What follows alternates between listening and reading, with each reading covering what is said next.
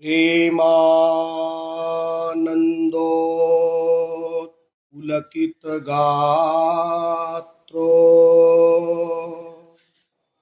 विद्युद्धाराधरसंकान्ति राधा कृष्णो मनसि दधानम् वन्देऽहं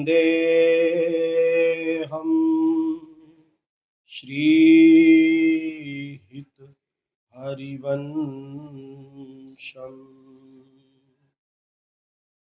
नमो नमो जय श्री हरिवंश। नमो नमो जय श्री हरिवंश। नमो नमो जय श्री हरिवंश। नमो नमो जय श्री हरिवंश। रसिक अनन्य वेणुकुल मंदन रसिकानन्द वेणुकुलमण्डन लीलामान सरोवर हंस। लीलामान सरोवर हंस। नमो नमो जय श्री हरिवंश। नमो नमो जय श्री हरिवंश। नमो जयति श्री वृंदावन सहज माधुरी।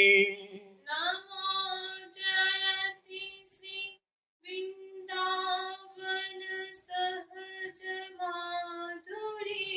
रास विलास प्रशंस रास विलास प्रशंस। आगम निगम अगोचर श्री राधे। आगम निगम अगोचर श्री राधे। चरण सरोज व्यास अवतंस। चरण सरोज व्यास अवतंस। नमो नमो जय श्री हरिवंश। नमो नमो जय श्री हरिवंश। जय जय राधा वल्लभ श्री हरिवंश। जय जय राधा वल्लभ श्री हरिवंश। जय जय श्री सेवक रसिकन अवतंस। जय जय श्री सेवक रसिकन अवतंस। जय जय राधा वल्लभ श्री हरिवंश। जय जय राधा वल्लभ श्री हरिवंश। जय जय श्री सेवक रसिकन अवतंस। जय जय श्री सेवक रसिकन अवतंस। जय जय राधा वल्लभ श्री हरिवंश। जय जय राधा वल्लभ श्री हरिवंश। जय जय श्री सेवक रसिकन अवतंस। जय जय श्री सेवक रसिकन अवतंस। जय जय राधा वल्लभ श्री हरिवंश। जय जय राधा वल्लभ श्री हरिवंश। जय जय श्री सेवक रसिकन अवतंस। जय जय श्री सेवक रसिकन अवितंस। जय जय राधा वल्लभ श्री हरिवंश। जय जय राधा वल्लभ श्री हरिवंश। जय जय श्री सेवक रसिकन अवतंस। जय जय श्री सेवक रसिकन अवितंस। जय जय श्री नवनिवृत्त निकुंज विलासी श्री हित राधा वल्लभ लाल की जय। जय जय श्री हित हरिवंश महाप्रभु की जय। श्री वृंदावन धाम की जय। श्री हित सेवक जू महाराज की जय। श्री हित ध्रुवदास जू महाराज की जय। समस्त रसिकाचार्यों की जय। समस्त भक्त वृंद की जय। श्रीमद सद्गुरु सरकार की जय। जय जय श्री राधे श्याम। जय जय श्री हित हरिवंश।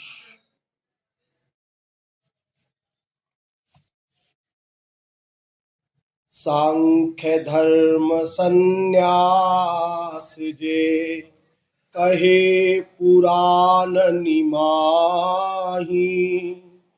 भय अधीन सब नाम के भक्ति देखी लजाही। सांख्य धर्म संन्यास जे कहे पुराण माही। भय अधीन सब नाम के भक्त ही देखी लजाए। पुराणों में सांख्य धर्म और संन्यास धर्म की बहुत प्रशंसा की गई है, बहुत महिमा का गान किया गया है इनका। परंतु ये जो धर्म है ये भी भक्ति के अधीन है, नाम के अधीन है। भक्ति के बिना ये अपने फल को प्राप्त नहीं कर सकते। भक्ति एक ऐसा साधन है जो जिस भी साधन में मिला दो तो वो लक्ष्य प्राप्त करवा सकता है। जैसे कर्म में भक्ति मिली तो कर्म योग बन गया, उससे भगवत प्राप्ति हो जाएगी। केवल कर्म कांड से भक्ति प्राप्त नहीं होगी, भगवत प्राप्ति नहीं होगी, लेकिन भक्ति प्लस होगी तो हो जाएगी। ऐसे ही सांख्य संन्यास इत्यादि है। इन सब का अगर वैसे देखा जाए तो फल स्वर्ग है। भगवान ने एकादश स्कंद के 24वें अध्याय का 14वां श्लोक है, उसमें कहते हैं योगस्य तपश्चैव न्यासस्य गतयो मलः महर्जनस्तपः सत्यं भक्ति योगस्य मद्गति। योग, तपस्या और संन्यास के द्वारा महरलोक, जनलोक, तपलोक और सत्यलोक आदि ऊंचे ऊंचे लोकों की प्राप्ति होती है। परंतु ये सब के सब माइक लोक हैं, स्वर्गलोक कहलाते हैं। इन सब लोकों में इन तपस्या इत्यादि के पुण्य बल से जाया जाता है, लेकिन जब ये पुण्य समाप्त हो जाते हैं तो फिर इन लोकों से नीचे गिरना पड़ता है। इन साधनों के द्वारा भगवत प्राप्ति नहीं हो सकती। फिर कह रहे हैं भक्ति योग से मेरा परम धाम मिलता है। इन सब साधनों से तो ये जनलोक, तपलोक, सत्यलोक इत्यादि मिलते हैं। लेकिन केवल भक्ति ही एक ऐसी है जिससे भगवत धाम की प्राप्ति होती है। इसीलिए ये सब लोग भक्ति के अधीन हैं, अपना फल देने में भी और भगवत प्राप्ति कराने के लिए भी। इनमें भक्ति प्लस होती है तभी। सांख्य योग एक तो महाभारत में वर्णन आता है, वहाँ एक अग्निवंशीय कपिल मुनि है, उन्होंने वर्णन किया है। और वो निरीश्वरवादी, सब तत्वों को तो मानते हैं पर ईश्वर को नहीं मानते हैं, आत्मा पुरुष तक, आत्मा तक को मानते हैं। और एक भागवत में भगवान कपिल का वर्णन किया है, उसमें ईश्वर को माना गया है, स ईश्वर है। तो जो कपिल भगवान ने वर्णन किया है सांख्य, उससे तो भगवत प्राप्ति हो जाती है क्योंकि वो भक्ति से युक्त सांख्य है। लेकिन जो महाभारत पर्व में वर्णन किया गया है, महाभारत में, उससे भगवत प्राप्ति नहीं होती है, दुख निवृत्ति कुछ काल के लिए हो जाती है। इसलिए कहा गया कि जितने भी ये धर्म हैं, सांख्य धर्म, संन्यास धर्म आदि, ये सब भगवत प्राप्ति नहीं करा सकते और अपने फल की प्राप्ति के लिए भी भक्ति का मुख ताकते हैं। और जब भक्ति को देखते हैं कि भक्ति के द्वारा इस ऐसे नित्य लोक की प्राप्ति होती है जहाँ से फिर पुनः नहीं आना पड़ता, तो ये सब लज्जित हो जाते हैं। भज महलते निकसत नाहिन, हरिपद प्रीति रही उर लागी। भजन महलते निकसत नाहिन, हरिपद प्रीति रही उर लागी। कामरु क्रोध लोभ मद मत्सर, ये सब गए रसातल भागी।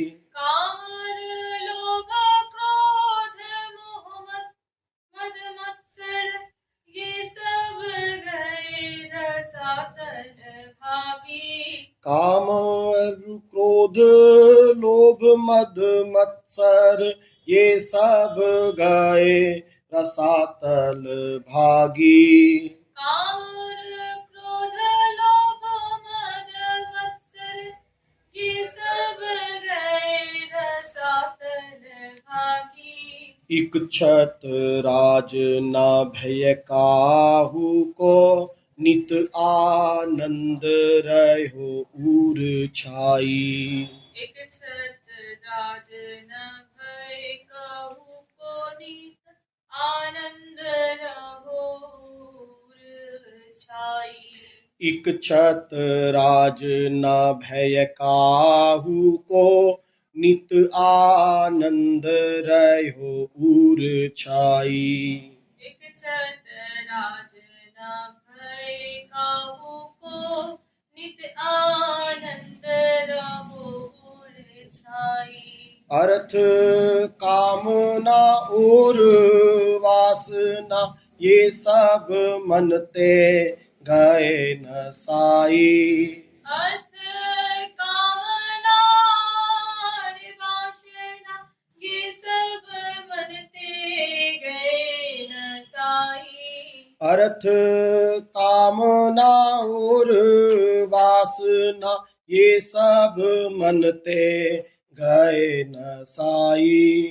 अर्थ कामना और वासना, ये सब मनते गए न साई। भजन महलते निकसत नाहिन, हरिपद प्रीति रही उर लागी। भजन महलते निकसत नाहिन, हरिपद प्रीति रही उर। भजन रूपी महल से जो भक्त होते हैं, उनका मन जो है वो निकलता नहीं है, उसी में वो समाया रहता है। क्योंकि उनका चित्त जो है हरि के प्रेम में लगा रहता है। हरि की प्रीति जो है उनके हृदय में लग गई है, तो वो हरि के प्रेम में ही डूबे रहते हैं बाहर संसार में निकलते ही नहीं है। शरीर से तो आते हैं, सब कार्य करने पड़ते हैं, लेकिन मन उनका हरि चरणों में लगा रहने के कारण उनको किसी भी प्रकार का कोई जो है विक्षेप उत्पन्न नहीं होता। काम और क्रोध, लोभ, मद, मात्सर, ये सब उनके हृदय में स्फुरना ही नहीं होती। मैंने बताया था ना, प्रेमा भक्ति पर पूर्णतः अत्यांति की निवृत्ति हो जाती है अनर्थों की। तो जो ये क्रोध आता है, काम आता है, लोभ आता है, ये सब क्यों आता है? जब हम किसी से कुछ प्राप्त करना चाहते हैं तब उसका नाम है कामना। सुख की प्राप्ति हमारा लक्ष्य है, आनंद की, और उस सुख की प्राप्ति जब हमको समझ में आती है कि इस वस्तु से हमको सुख मिलेगा, किसी भी व्यक्ति वस्तु स्थान में हम सुख बुद्धि करते हैं, हमको लगता है ये मिल जाएगा तो हम सुखी हो जाएंगे। सुख है नहीं है, लेकिन जो भ्रम बैठा है ना, वो बड़ा उसको सबको उसी में लगाए हुए है। कोई तो धन से दुखी है, कोई धन के लिए दुखी है, कोई स्त्री से दुखी है, कोई स्त्री के लिए दुखी है। जिसको स्त्री नहीं मिली है वो तो सोचता है कि स्त्री मिल जाए तो मैं सुखी हो जाऊंगा, लेकिन जिसको स्त्री मिली है वो कहता है मैं इससे परेशान हूं, है ना। तो कोई इस प्रकार सब चीजें हैं। जिसको जो वस्तु नहीं मिली है उसको लगता है ये मिल जाएगी तो मैं सुखी हो जाऊंगा। लखपति आदमी सोचता है अगर मैं करोड़पति हो जाऊं तो सुखी हो जाऊंगा। करोड़पति सोचता है कि अगर मैं अरबपति हो जाऊं तो सुखी हो जाऊंगा। इस प्रकार ये चलता जाता है। हमारे देश में एक से एक अमीर हुए हैं। पृथ्वी पर भी पूरे अगर देश में लगाया जाए तो जैसे बिल गेट्स है, बहुत अमीर है, लेकिन वो भी, उसके मन में भी कामनाएं पूरी नहीं हुई कि अभी मैं, और वो सोचता नहीं इतने में सुखी नहीं हूं, कुछ और मिल जाएगा तो सुखी हो जाऊंगा। लेकिन सुखी तो कुबेर भी नहीं है, वो भी दुखी है। तो इस प्रकार सब दुखी हैं। लेकिन वो जो भक्त है उसको वो सुख मिल चुका है जिस सुख के लिए हम भटक रहे हैं। अगर कोई कहे कामना मत करो, ऐसा नहीं हो सकता कि कामना ना की जाए। जब तक भूख लगी है किसी को तब तक तो वो कामना, भूख की कामना कैसे मिटा सकता है वो, क्योंकि उसको भूख लगी है। अब वो जाता है मांगने क्योंकि उसको भूख लगी है। वो यहाँ नहीं मिला तो दूसरी जगह खोजता है, फिर कहता है वहां मिल जाएगा तो उसकी जगह खोजता है, क्योंकि जब तक उसका पेट नहीं भरेगा तब तक वो मांगता रहेगा। इसमें खोजा, इसमें सुख नहीं मिला तो दूसरी वस्तु में खोजा, वहां सुख नहीं मिला तो फिर तीसरी जगह खोजा। तो इस प्रकार निरंतर कामना बढ़ती चली जाती है या स्थान बदलती चली जाती है ना। कि इससे सुख नहीं मिला तो क्यों, हो सकता है इसमें सुख हो। ये दोस्त बेकार है तो हो सकता है इस दोस्त में सुख हो। लेकिन अनंत काल हो गया उसको भटकते भटकते, लेकिन आज तक उसको ये विश्वास नहीं हुआ कि सब एक ही है भैया। नर्मदा के कंकर सब शंकर, तो सब एक ही है, सब पंचभूत से बने हैं, किसी में भी सुख नहीं है, ये विश्वास नहीं हुआ। तो ये विश्वास जो है कैसे होगा?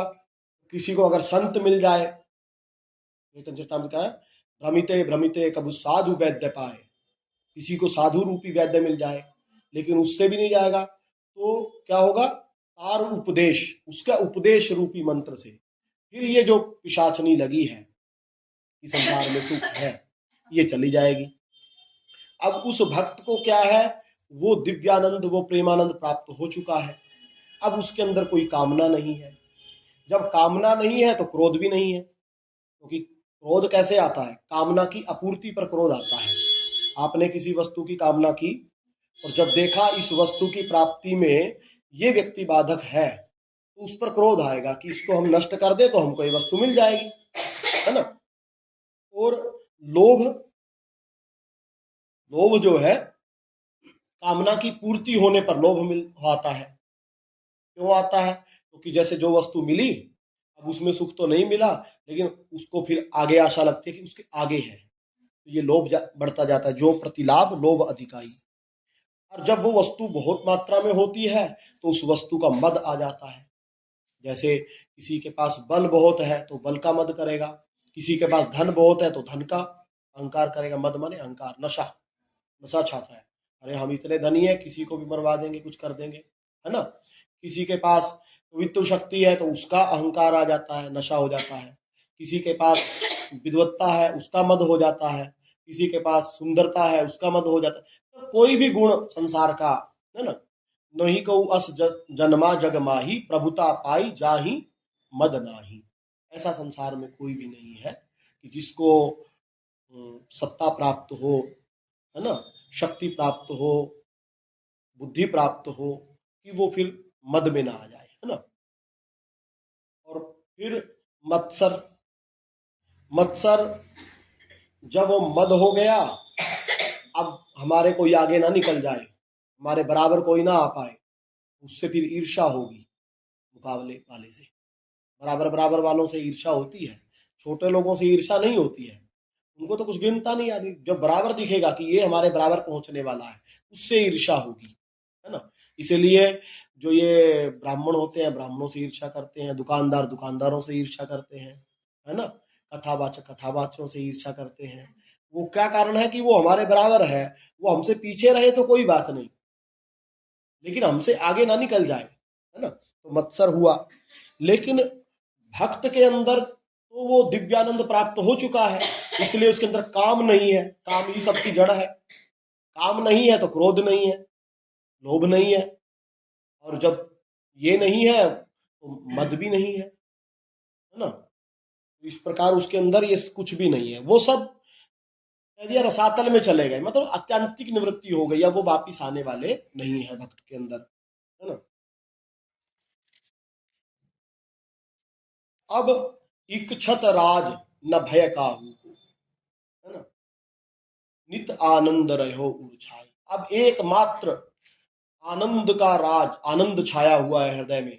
आनंद माने श्यामा श्याम, श्यामा श्याम उसके हृदय मंडल में छाए हुए हैं। अब एक छत्र उसके ऊपर आनंद का ही राज है। अब उसको कोई भय नहीं है किसी से भी, क्योंकि उसका जो प्रियतम है वो सर्व समर्थशाली भी है, और उसको किसी से चाहिए नहीं। जब किसी को कुछ चाहिए नहीं ना किसी से, फिर किसी से कोई भय नहीं है। सारा भय तभी आता है जब आप लोगों को देते रहो, किसी से कोई लड़ाई नहीं होगी आपकी। जब आप लेने लगोगे तब लड़ाई होगी। तो उस भक्त को कुछ चाहिए नहीं, इसलिए उसको किसी से ना भय है ना वो है। अर्थ, कामना और वासना, ये सब मनते गए नसाई। अब अर्थ की कामना, धर्म अर्थ काम मोक्ष, सबकी कामनाएं उसके मन से चली गई। अर्थ की कामना और वासना वो सब उसके मन में अब नहीं है, सब अब नष्ट हो चुकी है। सर्वोपरि श्री भागवत परम धर्म स्वच्छंद, सर्वोपरि श्री भागवत परम धर्म स्वच्छंद, जाके उर आवे नहीं, सोई अतिमति मंद।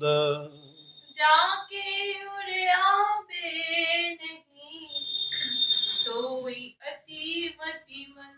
सब धर्मनि में भ्रमै जिन, जुगल चरण चित लाई।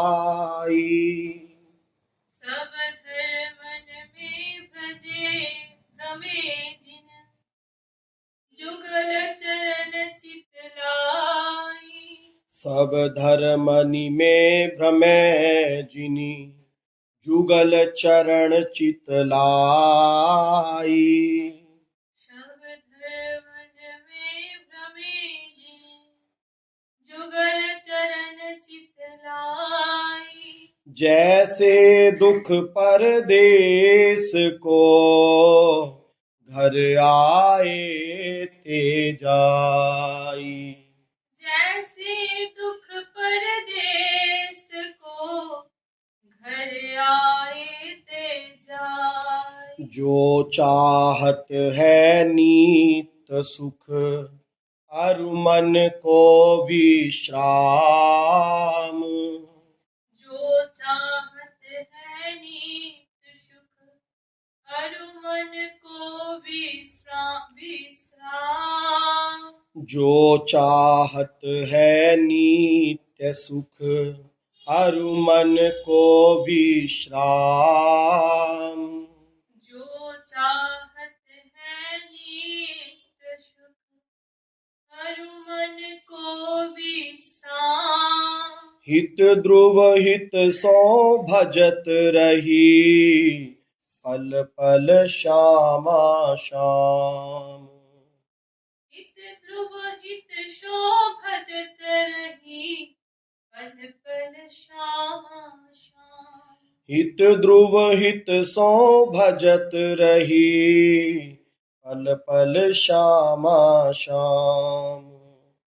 हित ध्रुव हित सो भजत रही पल पल श्यामा श्याम। सर्वोपरि श्री भागवत परम धर्म स्वच्छंद। भागवत धर्म जो है वो परम स्वच्छंद है, यानी परम स्वतंत्र है और सर्वोपरि है। जितने भी ये धर्म है वो सब इसके नीचे हैं भागवत धर्म के। भागवत धर्म के लिए तो भगवान कह रहे हैं कि हे उद्धव, मेरी प्राप्ति के जितने साधन हैं उनमें मैं सबसे श्रेष्ठ साधन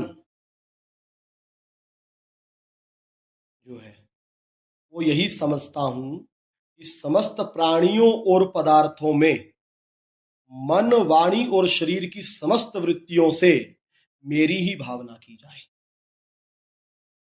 एकादश स्कंद के 29वें अध्याय का ये 19वां श्लोक है। अयम हि सर्वकल्पानां तद्रीचीनो मतो मम मद्भाव सर्वभूतेषु मनो वाक् काय वृत्तिभिः। जितने भी भगवत प्राप्ति के साधन हैं उनमें सबसे श्रेष्ठ यही है। हमारे चित्त की जो वृत्तियां हैं उनको भगवत भाव युक्त किया जाए। जो भी हमको दिखता है जड़ चेतन, सब में भगवत भावना की जाए। भगवान कह रहे हैं मेरी दृष्टि में सर्वोपरि और सर्वश्रेष्ठ साधन है। ये क्या है? ये भागवत धर्म है। और नव योगीश्वर संवाद है भागवत में। उसमें राजा निमि और नव योगीश्वर जो है उनका आपस में संवाद हुआ है। वो सबके सब विदेहराज कहलाते थे। तो विदेहराज ने जब प्रश्न किया तब वो योगेश्वर कह रहे हैं भागवत धर्म का पालन करने के लिए यह नियम नहीं है कि वह एक विशेष प्रकार का कर्म करे। भागवत धर्म का पालन करने के लिए ऐसा कोई नियम नहीं है कि यही कर्म करता हो व्यक्ति तभी भगवत धर्म का पालन कर सकता है। यानी कहने का मतलब ये है कि कोई किसी भी देश का हो, किसी भी वेश का हो, किसी भी धर्म का हो, कहीं भी रहता हो, किसी भी जाति का हो, किसी भी वर्ण का हो, कोई भी कार्य करता हो तो उसके लिए वो इस भागवत धर्म का जो पालन है वो कर सकता है। भागवत धर्म क्या है? शरीर से, वाणी से, मन से, इंद्रियों से, बुद्धि से, अहंकार से अनेक जन्मों में या एक जन्म में जो भी स्वभाववश वो कर्म करता है, जो उसको कर्तव्य कर्म मिला है,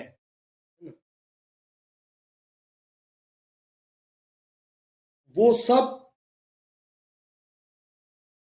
भगवान के प्रीत्यर्थ करे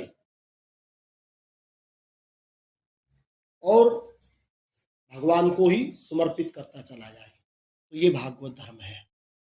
कोई भी कार्य, जैसे झाड़ू लगाना है, तो वो भगवत भाव से लगाए कि ये ठाकुर जी का धाम है, इस भाव से लगाए, कहीं भी लगाए, किसी भी व्यक्ति कोई भी कार्य करे, वैद्य का काम करे तो भगवत भाव से, जो मरीजों में भगवत भावना करे कि भगवान ही इस रूप में मेरे से सेवा लेने आए हैं, है ना। कोई भी कार्य, व्यापार कर रहा है तो भगवत भाव से करे, तो भगवत भाव से करेगा तो फिर ये पाप कर्म नहीं बनेंगे, उससे अपने आप ही छूट जाएंगे। क्योंकि भगवान जब आ रहे हैं ग्राहक रूप में तो उसको मिलावट वाला सामान थोड़ी दिया जाएगा, है ना। मरीज आ रहा है, मरीज के रूप में भगवान ही आ रहे हैं, तो उसको गलत दवाइयां थोड़ी दी जाएंगी, उससे पैसा ऐंठने का विचार थोड़ी रहेगा। तो अपने अपने कर्तव्य कर्म जो भी वो करता है, चाहे मन से करे, अब मन से सोचेगा तो भगवत वृत्ति, जिससे भगवान में प्रेम बढ़े, बस वही सोचेगा। इंद्रियों से जो कर्म करेगा वैसे ही कर्म करेगा कि प्रेम बढ़े भगवान से, सब प्राणियों में भगवत भावना करेगा, जो भगवान ने कहा पहले। ये कैसे हो सकता है? तभी होगा जब सब प्राणियों में भगवत भावना करेगा। तो यही भागवत धर्म है, ये सर्वोपरि है और सरल से सरल है ना। इससे सीधा और सरल और कोई मार्ग नहीं है। सब प्राणियों में भगवत भावना करे, अपनी इंद्रिय मन बुद्धि को प्रभु के प्रीति अर्थ ही सब कार्य करे, तो सब कर्म उसके पूजा बन जाएंगे, भक्ति बन जाएंगे, है ना। और इतना सरल और इतना स्वतंत्र साधन जिसमें कोई नियम नहीं है, अगर ये इतना सरल साधन भी किसी की समझ में ना आए तो वो तो अति मतिमंद है, यानी महामूर्ख है वो आदमी। साक्षात आनंद प्राप्ति का इतना सरल मार्ग है भागवत धर्म, यानी भक्ति, भगवान का नाम रूप गुण लीला धाम और जन, इसमें मन को लगाना इतना सरल मार्ग है। और इस सरल मार्ग को छोड़कर ये कठिन कठिन कार्य करता है सुख प्राप्ति के लिए। वो जाएगा हिमालय में परिक्रमा करने, कभी जा रहा है वहां और एक एक महीना गंगा किनारे पड़ा रहेगा, ठंडे पानी में स्नान करेगा, सर्दियों में कल्पवास करते हैं लोग, तरह तरह के दान करना, ये परिक्रमा करना, तरह तरह के कार्य। और प्राप्त क्या होता है? कलेश। यज्ञ करेगा, यज्ञ के लिए देखो चंडी यज्ञ हो रहा है, वो यज्ञ हो रहा है, विष्णु यज्ञ हो रहा है, लाखों रुपए इकट्ठे किए जाते हैं और यज्ञ के लिए सामग्री लाई जाती है। और जबकि कलयुग में यज्ञ होना, अभी इसी समय यज्ञ होना असंभव जैसा है। क्यों? क्योंकि उसके लिए चाहिए आपको शुद्ध कमाई, वर्णाश्रम, शुद्ध कमाई माने वर्णाश्रम धर्म के अनुसार कमाई हुई। आज तो सब वर्णाश्रम धर्म ही विपरीत हो गया है। ब्राह्मण जो है क्षत्रिय का कार्य कर रहा है, क्षत्रिय ब्राह्मण का कार्य कर रहा है, शूद्र ब्राह्मण का कार्य कर रहा है, ब्राह्मण शूद्र का कार्य कर रहा है। सब नौकरी जितने करते हैं, नौकरी करना शूद्र का कार्य है, तो वो सब शूद्र के कार्य कर रहे हैं। राज करना, ब्राह्मण भी राजनीति में आ रहे हैं, बनिए भी राजनीति में आ रहे हैं।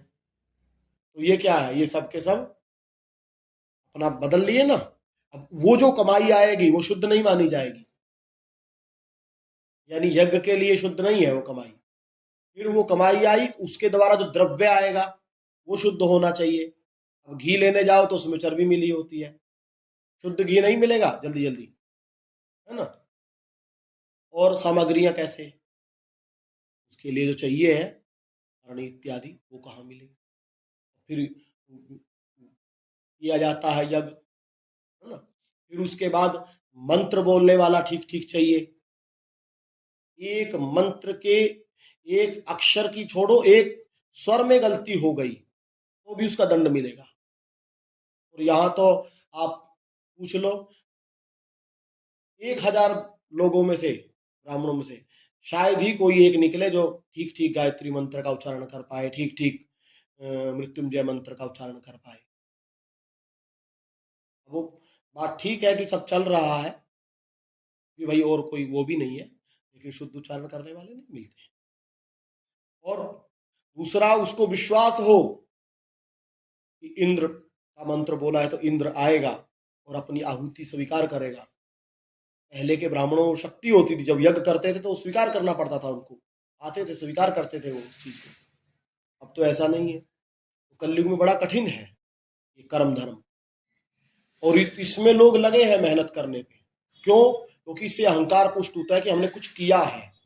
और भक्ति में क्या है? कुछ करना नहीं है, सीधा सरल मार्ग है, बस जिह्वा से राधा राधा राधा राधा कर रहे हैं, सुबह उठने से लेकर रात्रि के सोने तक बस जिह्वा से राधा राधा राधा राधा चलता रहे। बस सब में भगवत भावना रखते हुए अब जो भी कर्तव्य कर्म मिले हैं, तस्मात् सर्वेषु कालेषु माम अनुस्मर्युत च, समस्त कार्यों को मेरा स्मरण करते हुए करता चला जाए। इतना सरल मार्ग है। कह रहे हैं कि अगर इतना सरल मार्ग और सीधा मार्ग भी किसी की समझ में नहीं आ रहा है तो वो महामूर्ख है, मतिमंद है। फिर कह रहे हैं सब धर्मनि में भ्रमय जनी जुगल चरण चित लाए। अब सार बता रहे हैं कि ज्यादा भ्रमो मत सब धर्मों में, कि ये कर लूं कि वो करूं, वो धर्म अच्छा कि वो धर्म अच्छा। भगवान ने भी अर्जुन को यही आखिर में कहा कि सर्वधर्मान परित्यज्य, छोड़ दे सब, ये करूंगा तो ये होगा, वो करूंगा तो वो होगा, ये कर्तव्य जरूरी है, वो जरूरी है। बोले ना, इन्होंने भी कह दिया सब धर्मनि में भ्रमय जनी, सब जगह मत भ्रम, इसमें भ्रम उत्पन्न हो जाएगा, तुमको कहीं के नहीं रहोगे। तो क्या करें? युगल चरण चित्तला है। इसके दो भाव हैं, एक तो ये है कि जो श्री कृष्ण भक्त हैं उनके लिए भाई श्री कृष्ण के युगल चरणों में अपने मन को लगाओ, है ना। और दूसरा जो आगे वो हित प्रेमी है, प्रेम धर्म के उपासक हैं, उनके लिए है कि युगल यानी श्यामा श्याम के चरण कमलों में अपने चित्त को लगाओ, है ना। तो विदेहराज निमि ने प्रश्न किया, सबसे पहला प्रश्न जो किया कि अत्यांतिक क्षेम कैसे प्राप्त होगा, है ना। तो कवि नाम के जो योगेश्वर है उन्होंने उत्तर दिया उसका, भागवत के एकादश स्कंद के दूसरे अध्याय का 33वां श्लोक है। वो कह रहे हैं, हे राजन, भक्त जनों के हृदय से कभी दूर ना होने वाले अच्युत भगवान के चरणों की नित्य निरंतर उपासना ही इस संसार में परम कल्याण, आत्यंतिक क्षेम है और सर्वथा भय शून्य है, ऐसा मेरा निश्चित मत है। कवि कह रहे हैं जो मैंने निश्चित मत किया है वो क्या है? भक्तों के हृदय से कभी दूर ना जाने वाले, यानी भक्तों के हृदय में ही आबद्ध रहने वाले भक्त वत्सल प्रभु जो हैं, उनके जो चरण कमल हैं, बस उनका चिंतन, उनका स्मरण नित्य निरंतर। उपासना माने उप माने पास, और वास माने रहना। उनके चरण कमलों के पास ही रहना, मन के द्वारा निरंतर उनके चरण कमलों का चिंतन करना, बस ये मेरे मत के अनुसार सर्वश्रेष्ठ है। इससे क्या होगा? अत्यांतिक क्षेम की प्राप्ति हो जाएगी, यानी उसके बाद आपको कुछ पाना शेष नहीं रहेगा और सर्वथा भय शून्य हो जाओगे आप। देह गेह आदि तुच्छ एवं असत पदार्थों में अहमता और ममता हो जाने के कारण जिन लोगों की चित्त वृत्ति उद्विग्न हो रही है,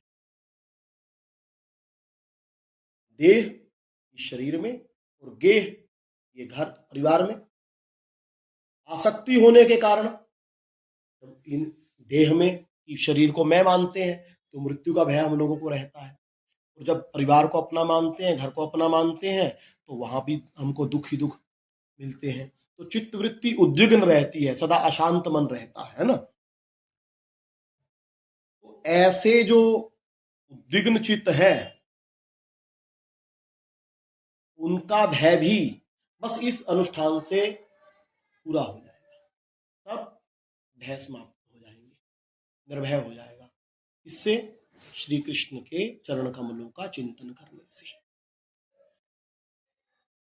सब शास्त्र वेदों का सार इतना ही है, मन में उसका नाम हो और हृदय में उनका ध्यान हो।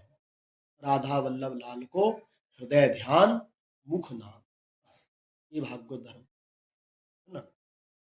सब सारों का सार है ये। इससे उसका भय पूर्णतः निवृत्त हो जाएगा।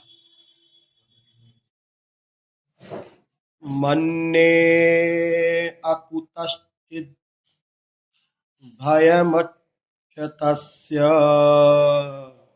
पादाम्बुजोपासनमत्र नित्यम् उद्विग्नबुद्धेरसदात्मभावात् विश्वात्मना यत्र निवर्तते भी। फिर कह रहे हैं, भगवान ने भोले भाले अज्ञानी पुरुषों को भी सुगमता से साक्षात अपनी प्राप्ति कराने के लिए जो उपाय अपने स्वयं अपने श्रीमुख से कहे हैं, उन्हें भागवत धर्म बोला जाता है। सुगम से सुगम मार्ग भगवान ने प्रशस्त किया है। जो भी भोले भाले अज्ञानी पुरुष हैं, अपने आप को शरीर मानते हैं, देह गेह में आसक्त हैं, अब वो ज्ञान मार्ग पे तो चल नहीं पाएंगे, क्योंकि जो अति विरक्त है उनके लिए ज्ञान मार्ग है ना। लेकिन जो भोले भाले लोग हैं, संसार में ही आसक्त हैं, उनको भगवान की प्राप्ति कैसे हो, इसके लिए भगवान ने अपने श्रीमुख से स्वयं ही ये सरल मार्ग बताया है कि भाई मुझ में अपना चित्त लगाओ तो मेरी प्राप्ति हो जाएगी, है ना। तो यही बात ये कह रहे हैं यहाँ पे, सबका सार, है ना, कि सब धर्मनि में भ्रमय जनी जुगल चरण चित लाए। सब धर्मों में मत भ्रमो, इनके भ्रम में मत पड़ो, क्योंकि जब आप अपने आप को कहेंगे कि हम पुत्र हैं, तो फिर आपको माता पिता की सेवा करनी, ये धर्म होगा। वेद में इतना धर्म का विस्तार है, वर्ण और आश्रम, ये धर्म जो है इसका इतना विस्तार है कि इसके लिए 80,000 वेद मंत्र हैं केवल कर्मकांड के लिए। तो इतना ज्यादा विस्तार है। फिर महाभारत है और ग्रंथ है, उसमें इतना विस्तार है, आप पढ़ोगे तो उसमें ऐसी महिमा लिखी है। एक में महाभारत में एक बार नारद महाराज जी लिखा था कि पुत्र अगर नहीं होता, एक वो ऋषि थे, वो जा रहे थे, तो उनके पूर्व जो उल्टे कुछ ऋषि लटके हुए थे कुएं में, तो उन्होंने पूछा तुम कौन हो, तो उसने कहा हम तुम्हारे पूर्वज हैं। तो बोले तुम यहाँ क्यों लटके हो? बोले अब तुमने विवाह नहीं किया है तो तुम्हारे पुत्र नहीं होंगे, तो तुम आखिरी हो हमको जल पानी देने वाले, तुम्हारे बाद कौन देगा? तो पुत्र से जो पुत्र होता है वो पूत नामक नरक से उद्धार करता है माता पिता का, ऐसा उसमें वर्णन है ना। तो ऐसे ऐसे धर्म है, जब आप पढ़ोगे सुनोगे तो आपको लगेगा कि इनका पालन करना चाहिए, जरूरी है। तो अर्जुन ने भगवान को इतना बड़ा उपदेश दे दिया पहले शुरू में ही गीता में, जब भगवान ने कहा भाई, जब बैठे थे सब लोग, वो चर्चा हुई है शुरू में, तो उसके बाद अर्जुन ने कहा मेरे रथ को ले चलो सेना के मध्य में। जब ले गए, अब वो देखते हैं अपने परिवार वालों को, अब मोह आ गया उसको।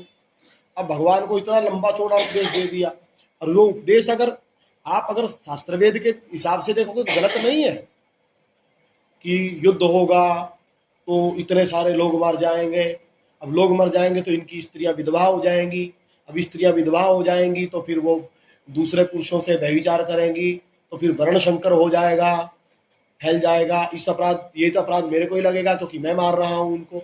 ऐसा उपदेश दिया। भगवान हंस दिए, वारे वाह, बड़ा ज्ञानी है। और वो उपदेश तो ज्ञानियों का ही, ज्ञानियों जैसा उपदेश है, कोई भी आम व्यक्ति सुनेगा तो जाएगा। तो ये धर्म कर्म इतने वो है कि अगर इसमें तुम गए तो भ्रम में पड़ जाओगे।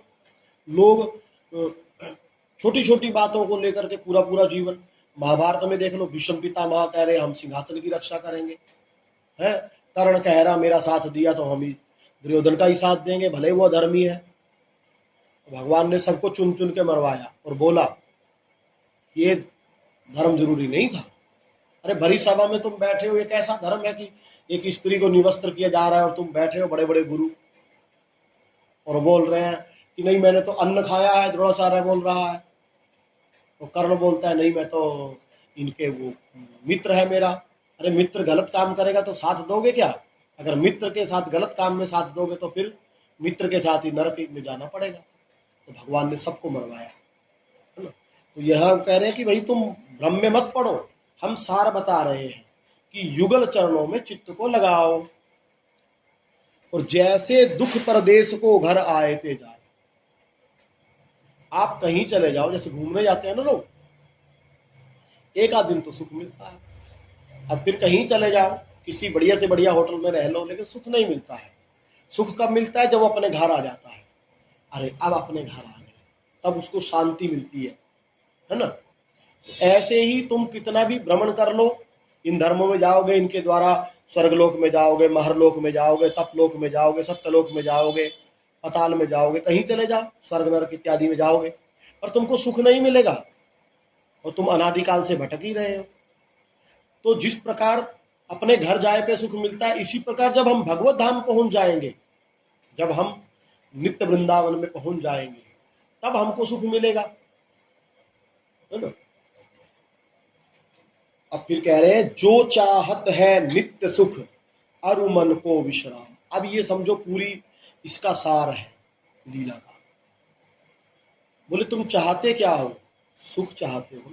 विश्व का प्रत्येक जीव एकमात्र सुख ही चाहता है, इसीलिए उन्होंने कहा है सुखाय कर्माणि करोति लोको। सुख के लिए प्रत्येक जीव कार्य कर रहा है, उसी में मग्न है। आनंद प्राप्ति की चाह से, मिलता नहीं है पर चाह से लगा है।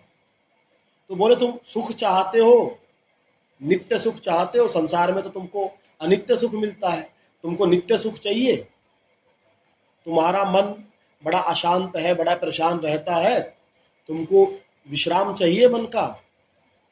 अगर तुम नित्य सुख चाहते हो, मन का विश्राम चाहते हो, तो हित ध्रुव, तो हित ध्रुव दास जी कह रहे हैं हित सो, हित माने प्रेम से, अपनेपन से। भजत रहू, भजते रहो। भजत माने भजन, और भजन के लिए पूछा गया किम नाम भजन, तो कहा गया रसम नाम भजन। वेद में कहा रसन।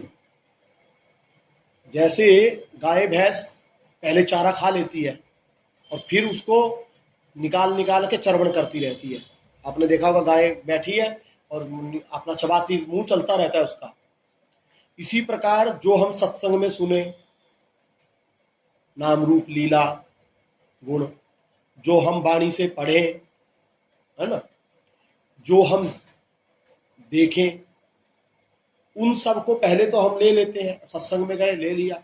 अब एकांत में बैठ करके उसका चिंतन करें, वाणी लेके, वाणी के द्वारा करें, पद गायन करते हुए करें, नाम का, रूप का, लीला का, धाम का, नाम का स्मरण कर रहा है, लीलाओं का स्मरण करना, है ना, उनके वृंदावन धाम का चिंतन करना। कैसी लताएं हैं, कैसी वृक्ष है, कैसी जमुना जी कलकल बह रही है, कैसे कोयल है, मोर है, ये सब वृंदावन का ऐसे चिंतन करना, दिव्य वृंदावन का, है ना। वृंदावन महिमामृत में ऐसा वर्णन है पूरा वृंदावन के स्वरूप का। और आगे इसमें भी आएगा एक वृंदावन शतलीला, उसमें भी वर्णन है। तो इस प्रकार भगवान के नाम का चिंतन करना, उनके रूप का चिंतन करना, कैसी आंखें हैं, कैसे कान है, कैसी नासिका है, उसमें कैसे मोती डला है, कैसी घुंघराली अलके हैं, है ना, कैसे गहने पहने हैं, कैसे कपड़े पहने हैं, इनका चिंतन करना, ये रूप का चिंतन हो गया। ऐसे लीलाओं का चिंतन, इस प्रकार गलबैयाँ दे के विहार कर रहे हैं, है ना, कैसे जाग रहे हैं, कैसे भोजन पा रहे हैं, ये सब लीलाओं का चिंतन करना। वो परम कृपालु है ना, सबसे रूपवान है, उनके जो गुण है, रूप, है ना, उनका चिंतन करना, उनके जो गुण है उनका चिंतन करना। और इसी प्रकार उनके नाम, रूप, गुण, लीला, धाम, और उनके रसिक जन जो हुए हैं, कैसे वो सहचरी वृंद उनकी सेवा करती हैं, या वो उनके रसिक जन जो हुए हैं, बड़े बड़े आचार्य, हरिवंश महाप्रभु, श्री स्वामी हरिदास जी महाराज, सेवक जो महाराज, हित ध्रुवदास जी, नेही नागरिदास जी, इन महापुरुषों के चरित्रों का श्रवण करके इनका चिंतन करना, है ना। तो इसका नाम क्या है? भजन, जो बाद में हम चिंतन करेंगे। तो यहाँ ये कह रहे हैं कि हित सो यानी प्रेम पूर्वक चिंतन भी दो प्रकार से होता है मुख्य रूप से, अनुकूल भाव से, प्रतिकूल भाव से।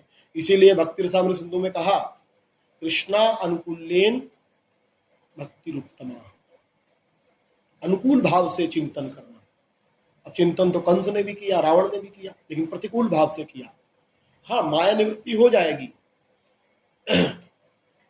आनंद भी मिल जाएगा, पर वो लीला में प्रवेश नहीं मिलेगा, मुक्ति हो जाएगी, है ना। तो कंस ने जैसे क्रोध से किया, तो शिशुपाल ने द्वेष से किया, ऐसे चिंतन भी होता है। लेकिन यह कह रहे हित से, प्रेम पूर्वक, है ना। किसका चिंतन करना है? श्यामा श्याम का। कैसे करना है? पल पल करना है।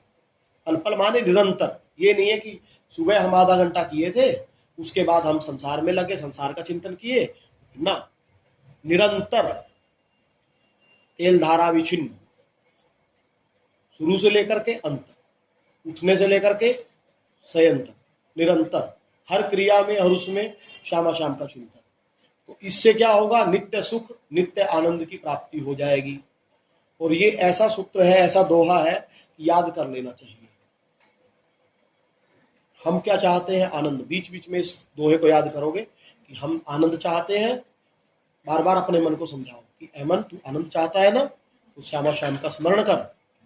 नित्य सुख चाहिए, श्यामा श्याम का स्मरण कर। जब मन अशांत हो, तब इस दोहे को पढ़ोगे तो याद आएगा कि मन का विश्राम चाहिए, तो श्यामा श्याम का चिंतन करो। पल पल श्यामा श्याम का स्मरण करते रहो। और आप करके देखो, आप अगर 1 मिनट चिंतन करेंगे तो 1 मिनट के लिए आपके पास ना भय रहेगा, ना क्रोध रहेगा, ना लोभ रहेगा, ना मोह रहेगा, कुछ नहीं, शांति और आनंद रहेगा। तो जब 1 मिनट करते हो तो 1 मिनट रहता है, तो निरंतर करोगे तो निरंतर रहेगा। और ये एकदम नहीं होगा, अभ्यास से होगा। इसलिए अभ्यास करते जाना चाहिए। ये इसका पूरी लीला का सार है ना। जय जय श्री हरिवंश।